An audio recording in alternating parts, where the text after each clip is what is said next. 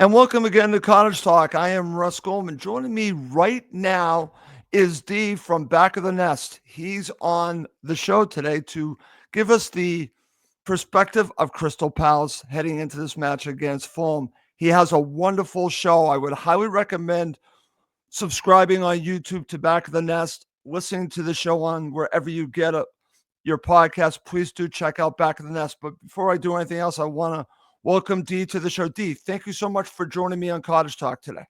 Thank you for having me on. I'm excited. It should be a good discussion. We're not too well. I mean, 9 point difference, but it's a big game. It's a big game, I think, for both teams. It's a huge game for both teams, and we'll talk about that as we get into the show. Before we go on any further, I do want to mention, because I'm really trying to get the numbers up on YouTube, please do subscribe and like on YouTube. That would be a big help. This podcast version will be exclusive to Cottage Talk Patreon members, but if you're watching it, you can actually watch it on YouTube. So please do subscribe to the channel and like this episode. Okay, D, let's get to it. I also want to mention that D and his co-host did a wonderful preview of this match, so please do check out Back of the Nest as well. All right, D, let's get to talking about Crystal Palace. Give me your thoughts on the season so far. Season so far, it's been full of ups and downs. I mean, the start of the season, it wasn't good at all. We struggled to get a win. We won after game week 9. We were winless till then. We signed players very late on in the window. Glasner wasn't happy. The fans weren't happy. Everyone was just upset about how everything unfolded. We lost Michael Olise, which I think is an impossible job to replace because of how good he is. And, we lost Joachim Andersen to you lot. Which I wasn't actually against, but it's still a miss. And yeah, it was very slow. It was very slow. After how we ended last season, a lot of Palace fans were excited about the start of this season under Oliver Glasner. He had the preseason, and then we can start fresh. However, it didn't work out in our favor because Jean-Philippe Mateta, for example, who's been scoring a lot of goals for us, he joined the squad only 3 days before the season started. The England boys, even though they might have not played as much, they joined preseason very late on because of the Euros final. Right. We had the Copa America lot with Jefferson Lerma and Munoz, who also went to the final. It was just a mess. It was an absolute mess. And then 4 players on transfer deadline day got signed. So they basically joined us 2 weeks into the season with no preseason. And it was like basically combining everything together. However, where we're at right now, it is much better. The away form has been fantastic since October. I think we've only lost one game away from home. In the last 5 games, we haven't conceded a goal away from home. It's been 2-0 victories. It's just been our home form now. If we could somehow fix the home form, I think we can look, and push high up the table. We'll get more consistent results. Only 2 wins at home is not acceptable. No. And that is the thing that's really holding us back. And that's the reason why we are where we are in the league. D, it's funny you say that because we've been complaining about Fulham's home form up until the last match, obviously, where we beat Nottingham Forest at home. Fulham have struggled a little bit at Craven Cottage. So I'm going to ask you this because I'm curious your thoughts, not on Fulham, but why do you feel you've struggled at home? I think it's the system, how we play and the personnel. It doesn't really suit with teams coming to Sellers Park and sitting back a bit more than it does away from home. We're counter-attacking side. So if there's no space for us to counter-attack into, then naturally so we're going to struggle. And for example, Ismail Assar, who's been a fantastic player for us since he's joined, I believe that he's better suited to certain games with his abilities because he's the type of player who has pace, you can run in behind. But if you're just sitting back and you're telling Ismail Assar to kind of beat you, he's not that creative number 10. So I think it's a combination of how oppositions line up against Crystal Palace and when it comes to Sellers Park, as well as the personnel that we have out on the pitch. However, Glasner's kind of hinted that some things need to change at home, so maybe he does make those changes. Thankfully for this game, we're away from home, which is where Crystal Palace actually somehow look like a decent side, and we've all been shocked about that. So yeah, the home form needs to change because if it did, and we wouldn't be 13th, we would be much higher. 2 wins at home is just not good enough. No, it's not. No, definitely not. I certainly understand your pain on that because we've talked about that a great deal on Cottage Talk in regards to Fulham. So that's going to lead to talk about the match earlier in the season. What's interesting here, like you said, you're a different side away from Selhurst Park. So you were also missing players. Can we learn Mm. anything from that match? I don't think you can learn much from that match, if I'm being honest, because we were lacking. We had so many injuries to the extent that Mark Gahey, who's a centre back, had to start in midfield. And it was just, yeah, we had no one. We literally had no one. The numbers were ridiculously low. So the Crystal Palace side that you saw there compared to what you're going to see on Saturday is going to be, well, I don't want to say night and day, but it will be a completely different squad in a different position. Kamada got red card in that game as well. Yep. So it was a mess in that aspect.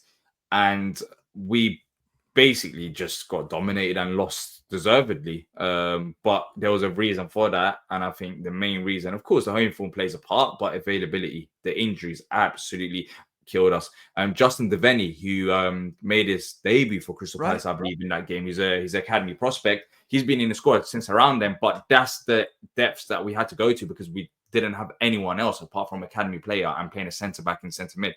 So I wouldn't, well, as a Palace fan, anyways, I'm not looking too much into that game because of the circumstances. But then again, let's see what these players can do with a decent run of form, especially away from home on Saturday, because I'm expecting a response from what we saw previously.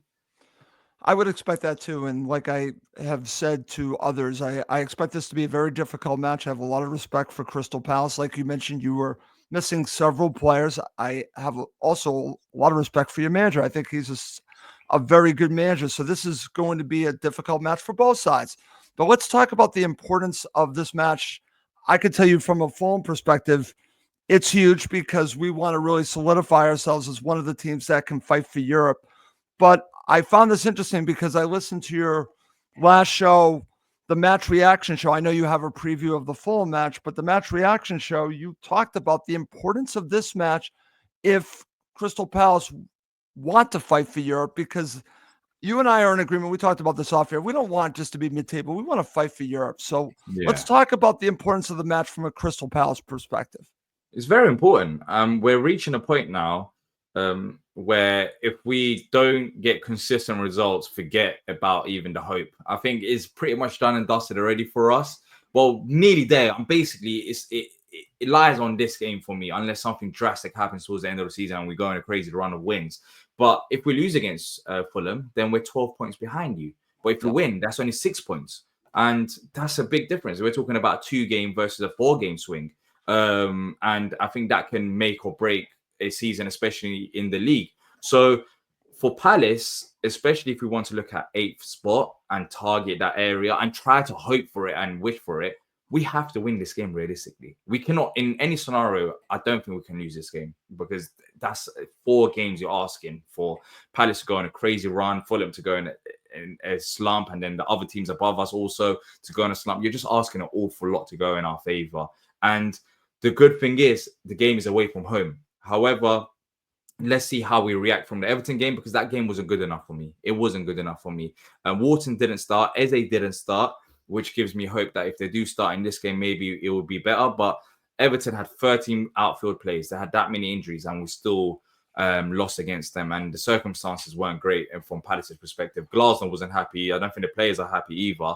So we're expecting a revenge or a performance to redeem ourselves from our last game, but it's not going to be easy. I've rated Fulham a lot this season. I think Fulham have been absolutely fantastic. So yeah, it's big, and let's see how much these players really want it. It's going to be hard because I do feel for them. They have been going along, as the season's been going along. They've been decent for us, and not everyone has been bad. It's just been injuries and combination of factors that's gone against us. But there's nowhere to hide anymore. We're entering March. The season's coming towards that stage of the season where you either show yourself or you're finished. And I think this is one of those games, especially for 8th spot.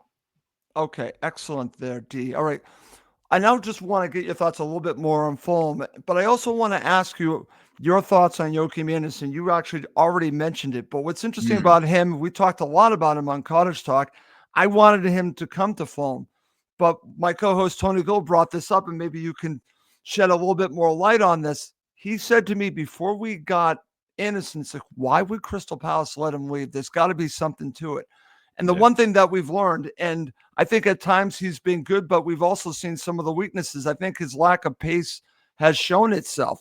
And I don't know if it showed itself with your side last season, but I thought there might be more to Crystal Palace letting him leave than just a good amount of money for him. So I'm curious your thoughts. Again, he's been good overall, but he's had his moments. And I think he got injured a little ways back. And I think he's finally getting back to the player that he was at the beginning of the season. But I'm curious how you feel about Anderson and just overall on Fulham.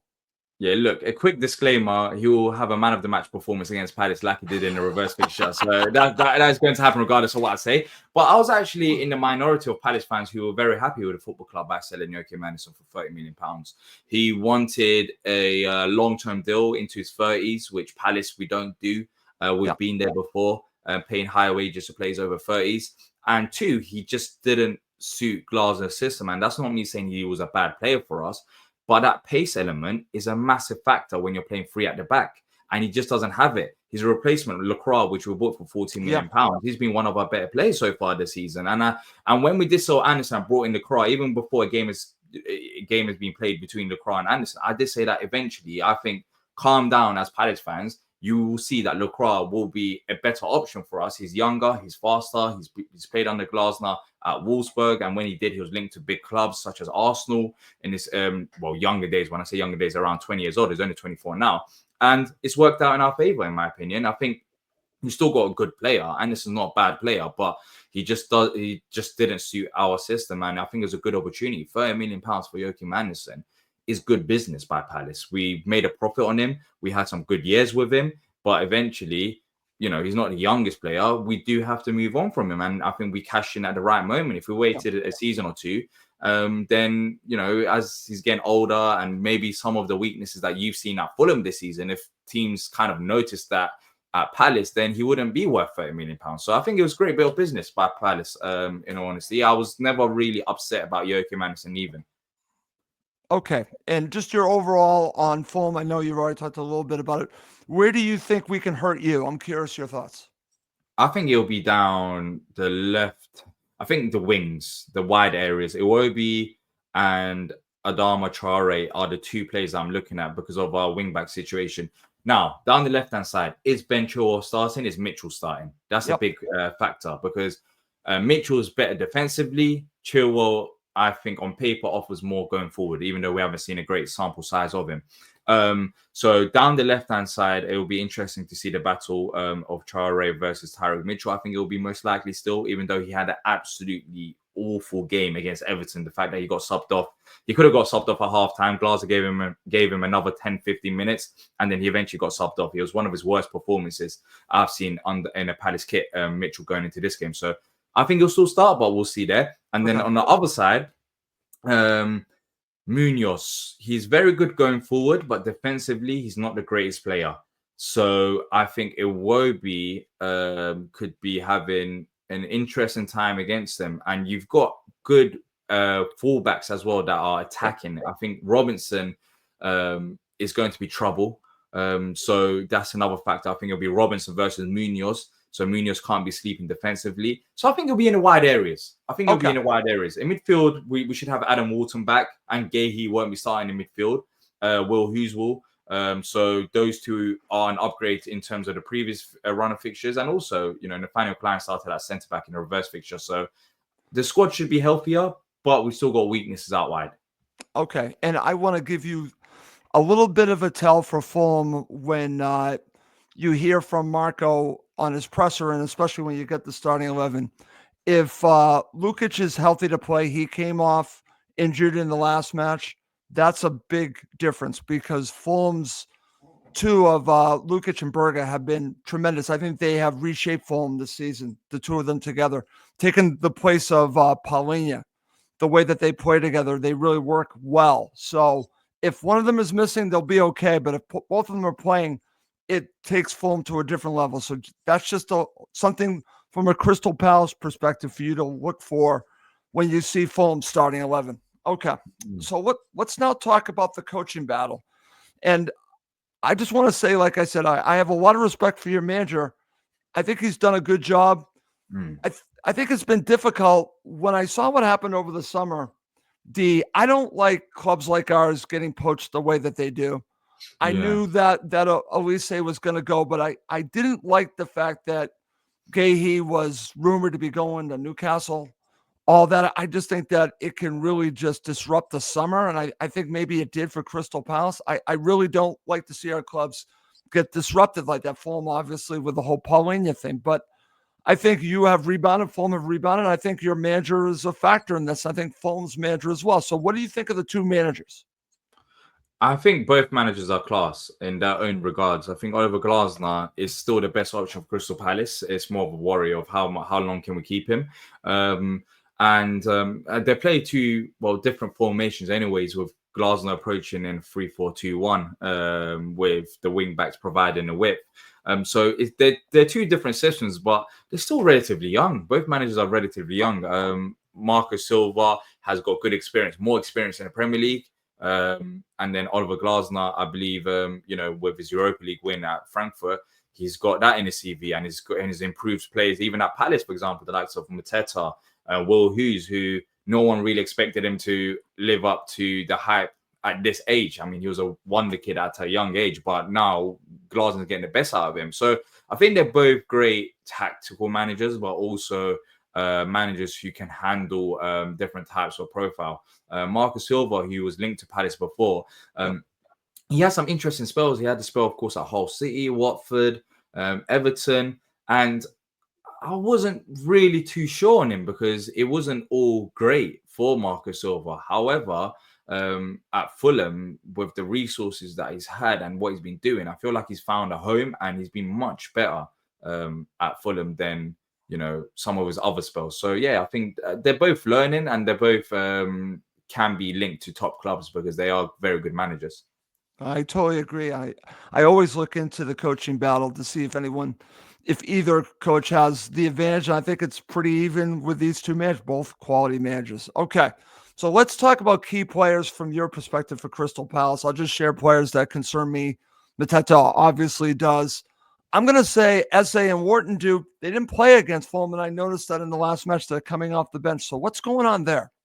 Yeah, so Eze and Walton, they should have been fit for Everton. It was a bit confusing why they didn't start. We was all looking forward to that game for that reason. I mean, everyone should be fit. We've got a strong bench. However, I don't think they were 100% fit, but they should be for this game. And that's the reason why they got subbed on at halftime. So they should hopefully be starting this game. But yeah, Mateta's the main one, really. And I think Adam Walton, funny enough, Eze, he's been getting goals and assists, but he hasn't performed at the same levels that he has in previous seasons so far this season. But Adam Wilson is going to help. He's like the glue of this team, and we haven't had him all season, basically. Even when he was playing at the start of the season, it was not the same Adam Wilson. He's had an injury problem going into the season. We delayed his surgery, delayed it, and then we expected him to come back, 2 weeks after the surgery. It took months, but he's back to full fitness. He's exciting.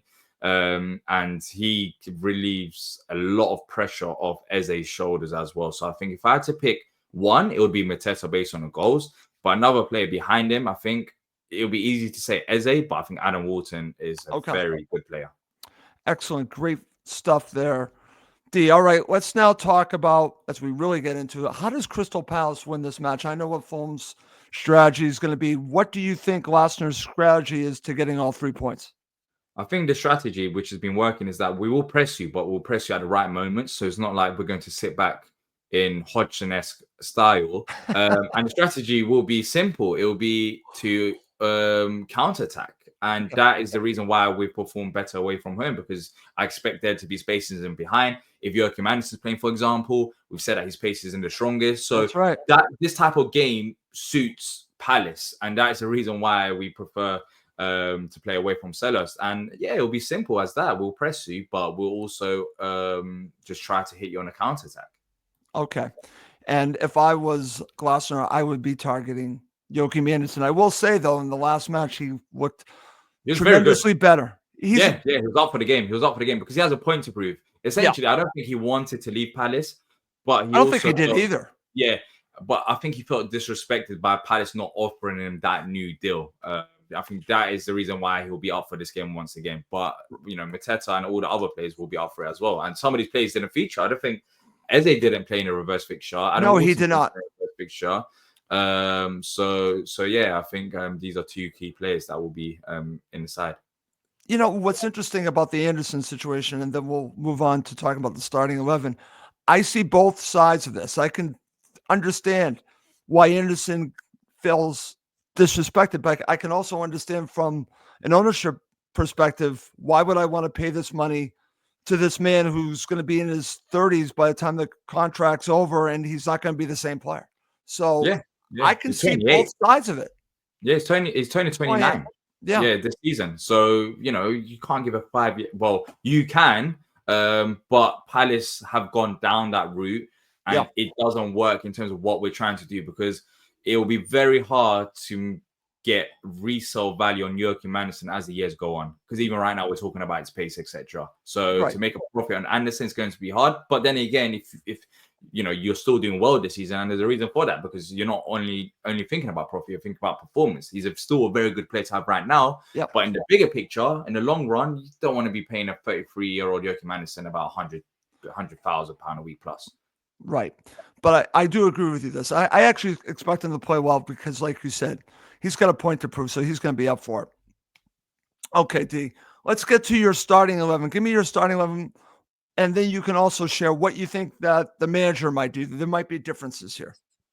Yeah, I think the starting 11 for Palace, I think the back five, apart from one position, will remain the same, potentially anyways. There will be Dean Henderson in goal. Right wing back will be Danny Munoz. Right centre back, Chris Richards, with Lacroix playing in the middle of a back three and Mark Gahey alongside him. The left wing back position, as I mentioned, Mitchell didn't have a great game. Chilwell has been coming off the bench, but I don't know if he's fit to play 90 minutes. But could this be the game that he starts Chilwell after Mitchell's performance? Could be, but I still think he's going to go with Mitchell. I don't think he's going to throw Mitchell out just like that after one performance. And then in midfield, Wharton and Hughes will be the two midfielders who start in front of the defense. And then we'll have two number 10s, and that will be Eze and Ismail Assar. And Mateta will be starting up front. Okay, great. D. All right. To end this episode, give me your prediction for the match. I think I might have said a different prediction on our own preview because I didn't realize about I have, but I didn't really process the fact that we've won, I think, the past 4 or 5 away games 2-0. Which, I mean, if we've been on a 2-0 run, then why would I go against that? Yeah, I think the games that we've won, it's been great. So I think I'm going to go for 2-0 Palace. Okay. We're better away from home. It's going to be a very difficult game, but we just need to show up. We need to make up for the Everton game. So there is literally no more excuses at this point. Go out there, go get the job done. The last time we've lost an away game was, we lost against Arsenal in the League Cup, but last time we lost an away game in the actual Premier League was, I think, back in mid-October against Nottingham Forest. So yeah, this is where we normally thrive. So I expect Palace once again to turn up.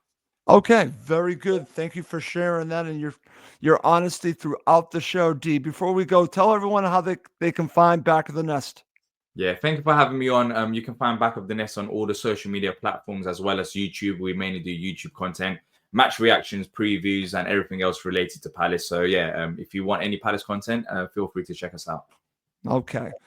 That's great. And I would highly recommend subscribing to his YouTube channel. It's excellent. I just did maybe about a half hour ago, and I should have done it a long time ago. Please do subscribe, not just to Cottage Talk, but to Back of the Nest. I would highly recommend it. Okay.